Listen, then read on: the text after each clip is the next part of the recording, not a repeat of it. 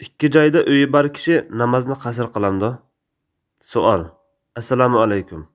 Bizning yezi bilan nahiya bozorining oraliqi 100 kilometrdan oshadigan bo'lib, musofisi namozni qasr qilib, qisqartib o'qish shartiga tushidi. Men ilgari mushu talab bo'yicha namozni qasr qilib o'qiydim. Biroq 2 yil bo'ldi. Men nahiya bozoridan uy sotib oldim. Ham shu kundan boshlab har ikki joyda namozni to'liq o'qidim. Biroq ba'zi birodarlarim sizning yezida turadigan vaqtingiz ko'p bo'lg'achqa, yezida to'liq o'qiysiz. Nahiya bozoriga kirganda qasr qilib o'qiysiz deb meni ikkilantirib qo'ydi. Men qanday qilsam bo'ladi? Javob.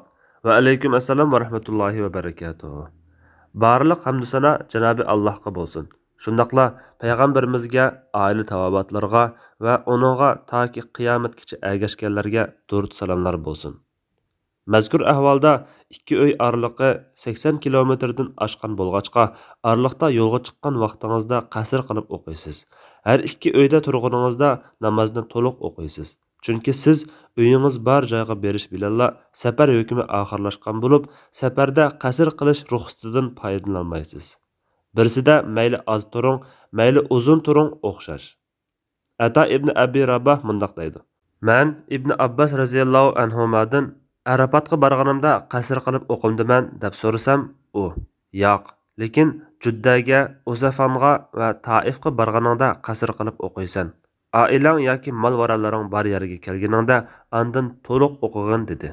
Vallohu a'lam. 2012-yil 7-oyning 29-kuni.